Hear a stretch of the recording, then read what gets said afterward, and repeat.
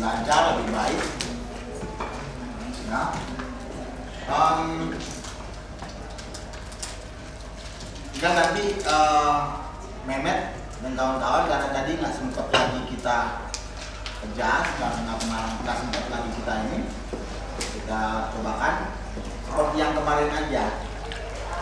Cuma jangan beradab dulu, jangan berasa lusuh. Ya. Ikutin ritmenya. Jadi nanti lampu juga nggak jejak gitu. Ya. Nah, tadi udah dicobakan perbagian kerjasamanya makin dikuatin ya, terutama Febri, terus Saweli sama Mas Doni nanti.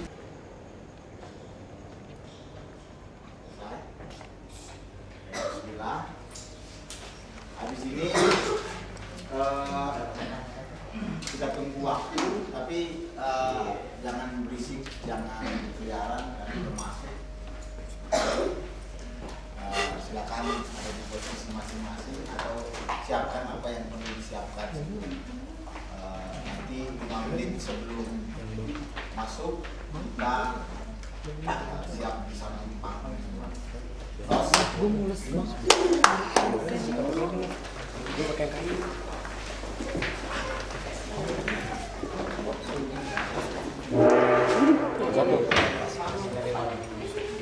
Sudah mulai. Tes 3 Gobang. Semua di luar. Semua di luar. Orkes 3 Gobang.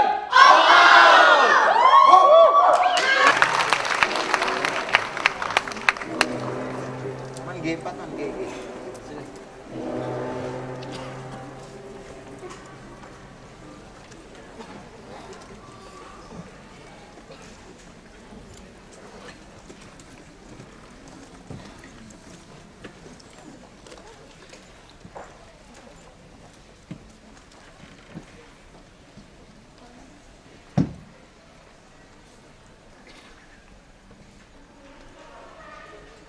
Inilah dia, opera pengemis.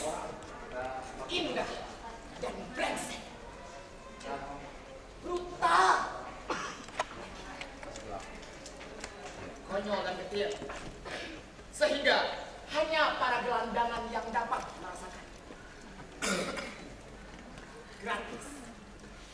Karena para pengemis tak akan sanggup membeli karcis.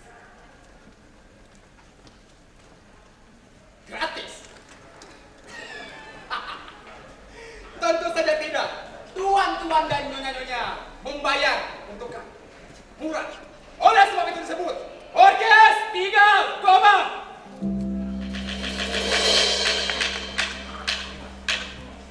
Langsung dari TKC. Masuk aja boy. Jangan dokumentasi. Ini dia cerita tentang Make It. Oh, yang alias tak. Markiso, si Raja. Lagi.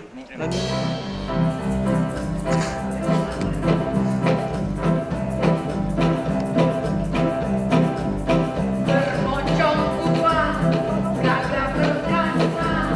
Bermocong uang, gagah perkasa. Satu ketangkap, masa berjatuhan. Pisaunya jarang digunakan. Suatu saat ekornya merah.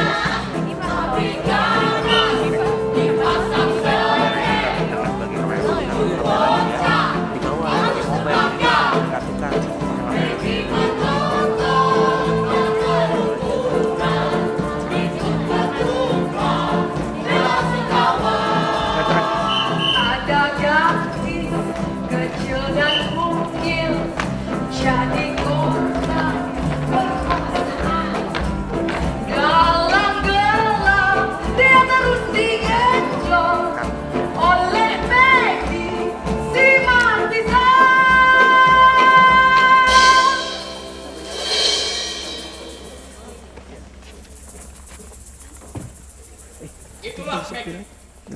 Selalu datang dan begitulah selalu. Ada banyak hal yang tak mungkin kita lupa. Ada banyak hal yang tak mungkin bisa kita lupa. Karena buaya bukanlah buaya jika tak gigi dan hati.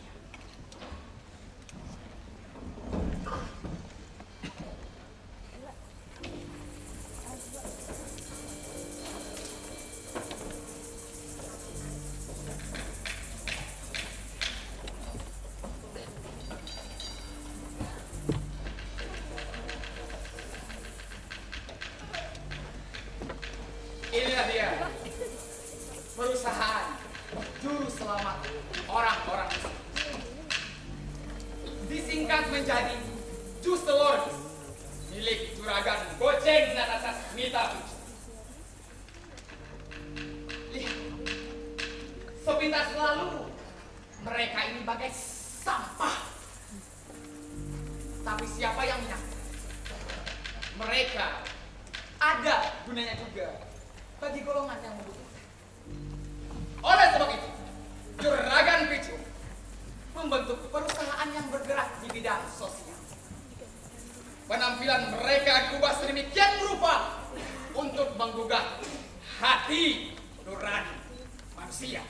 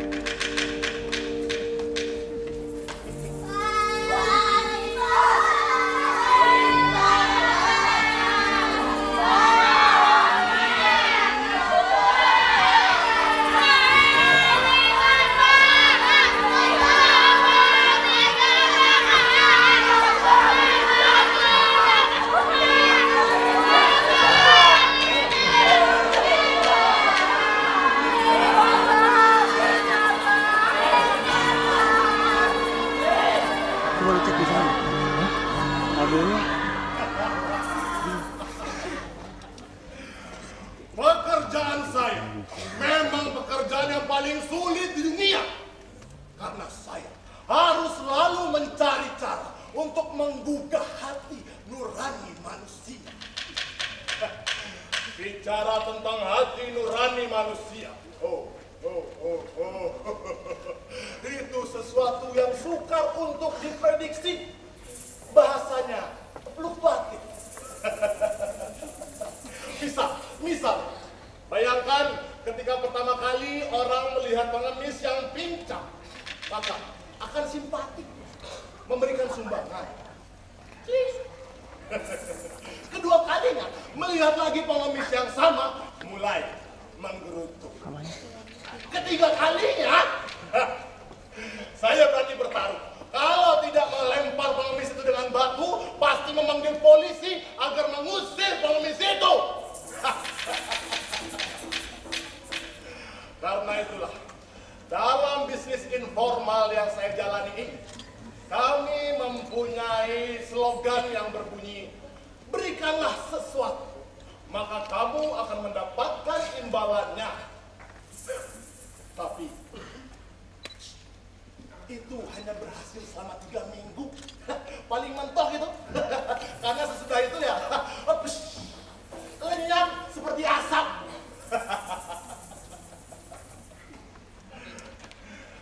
Mas bro, kalau mau untung dalam bisnis yang saya lakoni ini ya, kalau ada nih yang mau mengikuti jejak saya, itu ada triknya.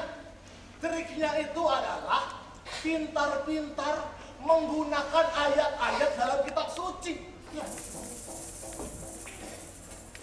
Tapi berita buruknya adalah, sorry mas bro, semuanya sudah habis saya pakai. Jadi sampai mampus, kalian manusia tidak akan sanggup menemukan kata-kata baru dalam kitab suci yang ada.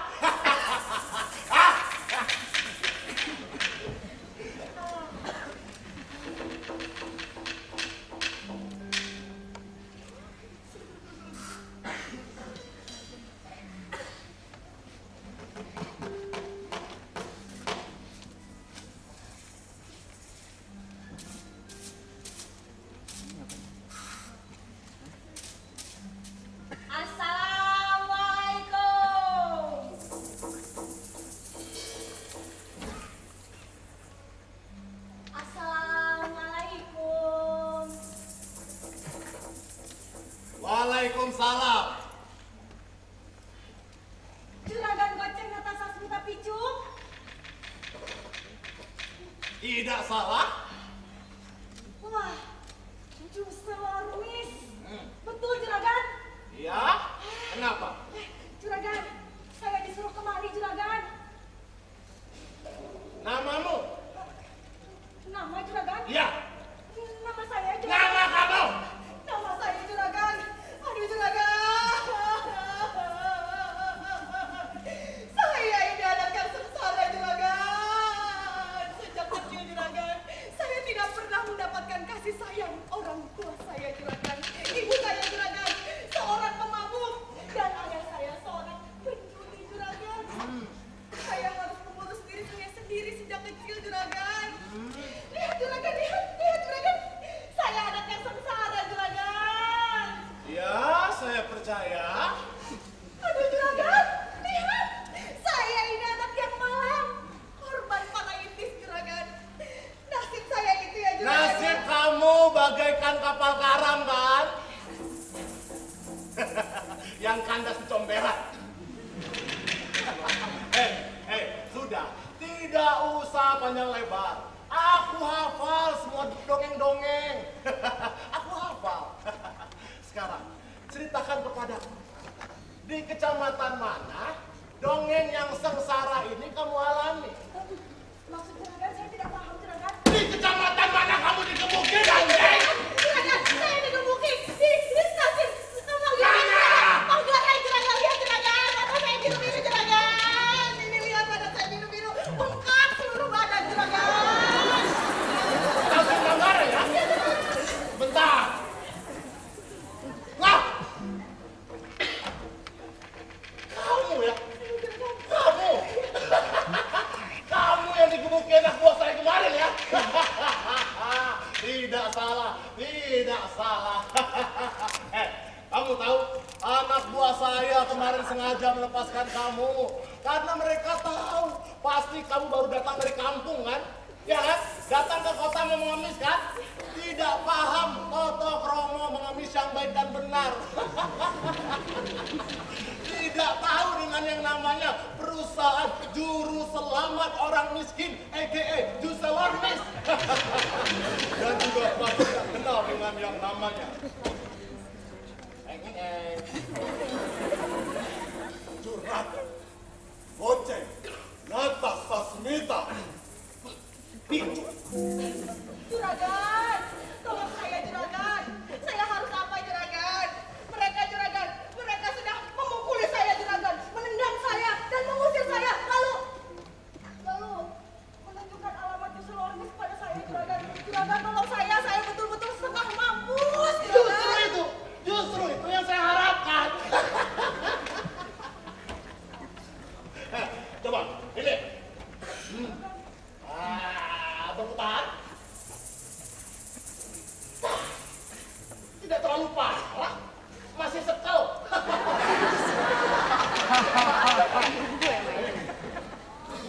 Perhatikan nih. Ini peta Jakarta, ya.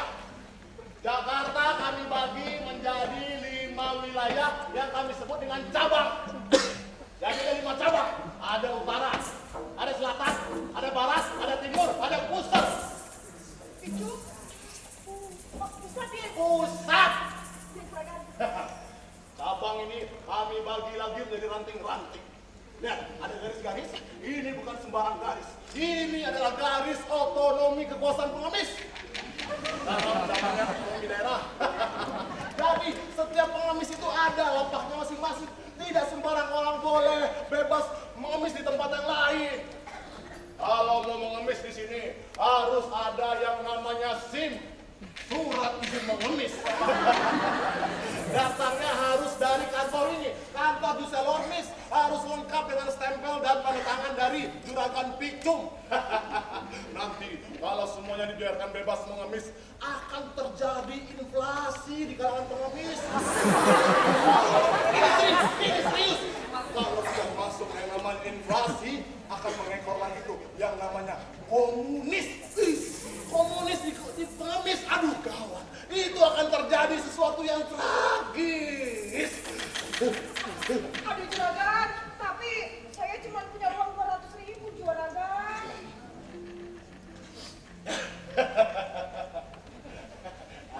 Sebentar. Tara. Niat baik harus dimulai dengan 500.000 untuk uang pendaftaran. Niat baik.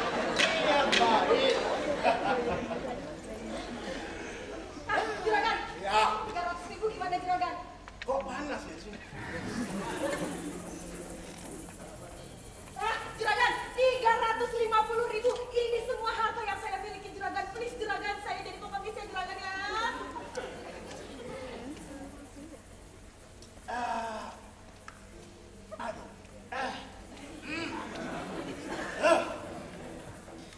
Baiklah. 350.000 ya. 350.000 berarti ditambah 50% dari pendapatan harian kamu dan ditambah lagi 20% untuk uang seragam. Jadi totalnya 70% harus kamu setor dalam kas perusahaan ini setiap minggu. Juragan. Seragam maksudnya gimana ya juragan?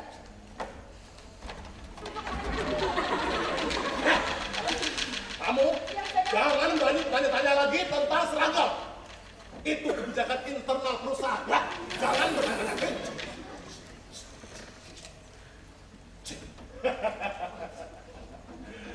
Sekarang karena niat baik sudah ada, kita masuk ke babak administrasi. Baik, nama. Klik juragan. Nama? Klik juragan. Pelit? Itu nama genre apa itu? Pelit? Simpel sekali. Apa tidak ada nama yang lebih komplit? Apa Pelita Harapan, Muhammad Pelit, atau Kurniawan?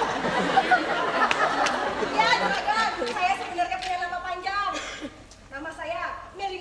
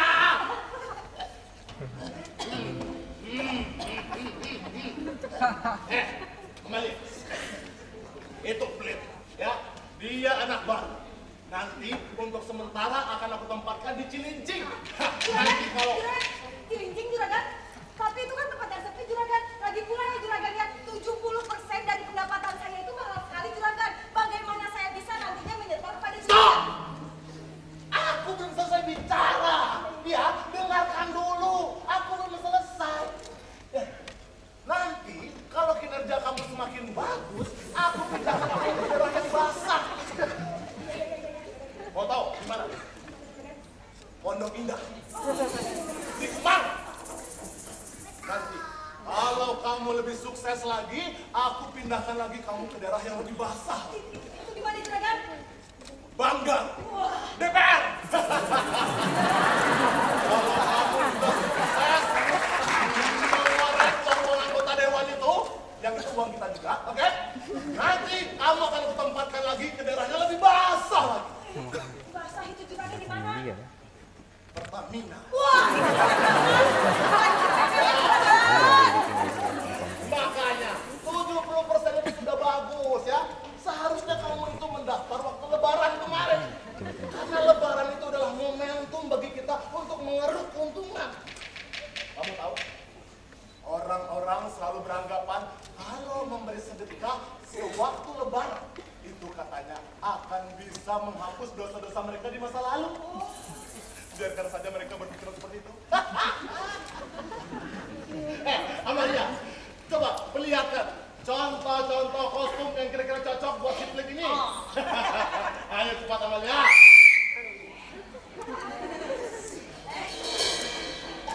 Oh.